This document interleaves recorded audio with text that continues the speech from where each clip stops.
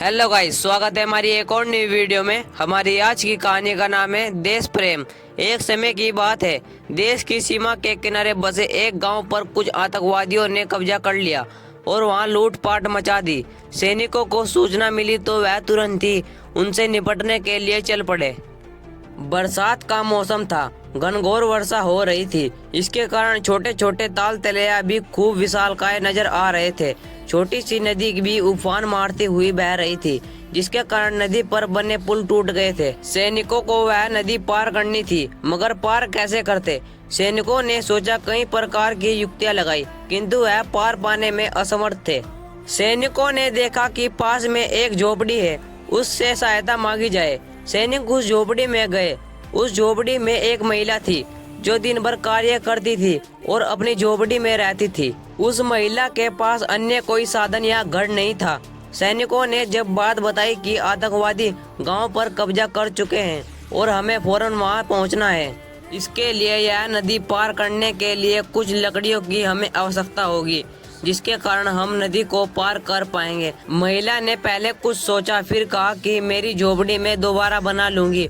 आपको जितनी भी लकड़ी मेरी झोपड़ी से चाहिए निकाल लीजिए। महिला की इस भक्ति से सैनिक गदगद हो गए और यथाशीघ्र ही नदी पर एक पुल का निर्माण किया गया, जिससे सभी सैनिक नदी के पार उतर गए। महिला की इस देशभक्ति की सराहना जितनी करे उतनी ही कम है। सैनिक जल्दी ही उस गांव पर पहुंच गए जहां आतंकवादियों ने कब्जा किया हुआ था।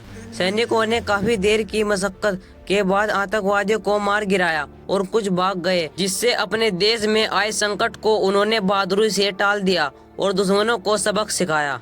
नैतिक शिक्षा। देश प्रेम और देशभक्ति में बड़ा कोई धर्म नहीं है। देश है तो हम है, ऐसा मानकर देश की सेवा करनी चाहिए। अगर व्यक्ति को देशभक्ति का मौका मिले तो उसे जरूर अपना देश प्रेम दिखाना चाहिए। यही सर्वथा उचित है और धर्म भी यही है। सेना की बहादुरी। सावन का खूबसूरत महीना उमस और तपन में राहत देने के लिए आ गया था। पूरा देश सावन में रिमझिम फुहारों का आनंद ले रहा था। वही सेना को अपनी राष्ट्र सेवा से तत्परता से तैनात होना था। अचानक झमाझम बारिश आ गई। सभी साथी बारिश से बचने और अपने हथियारों को छुपाने का प्रयत्न कर रहे थे, ताकि उनके हथियार बारिश में भीग ना जाएं। तभी सेना के एक जवान को नजदीक में एक कुटिया नजर आई, जो खेतों के बीच में टूटी फूटी अवस्था में थी। सोचा शायद वहां आश्रय मिल जाए। इस विचार में अपने हथियारों के साथ वहां पहुंच गए। झोपड़ी में पहुंचने के बाद एक कादरी मिला, जो किसी कार्य में व्यस्त था। कादरी ने सैनिकों को बैठने के लिए कहा और भीतर से छोटे से कोने में रखे मटके से पानी लेने गया। सैनिकों को कुछ अटपटा लगा। दूर से देखने पर यह झोपड़ी वीरान और टूटी फूटी लग रही थी। यहाँ व्यक्ति का होना आश्चर्य की बात थी। सभी सैनिक कुछ गड़बड़ हो सकता है, यह जानकर सतर्क हो गए। गद्दारी ने सभी सैनिकों को पानी पिलाया और उन्हें अपने हथियार ढकने के लिए एक तिरपाल दिया। गद्दारी के चेहरे पर सिकन थी और शायद थोड़ा घबराया हुआ था। वह जाकर एक कोने में नवाज की मुद्रा में आसन जमा लिया। एक सैनिक खड़ा होकर बाहर की बारिश पर नजर जमाने लगा। तभी उसके जूतों के चोट से जमीन खोल होने का अभ्यास हुआ। नीचे झुककर जायजा लिया तो वहां एक सुरंग होने का पता चला। सभी सैनिकों ने अपने हथियार संभाल लिया और गद्दारी को हिरासत में ले लिया। पूरी सतर्कता के साथ जब सुरंग का मुआयना किया गया तो वहां कुछ और आतंकवादी निकले, जो किसी बड़ी साजिश की फिराक में थे।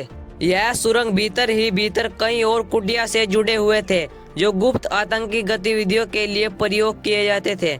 सेना की इस बहादुरी से आतंकवादियों का पूरा गिरोह पकड़ा गया, जिसके तार विदेशी संगठनों से भी जुड़े थे।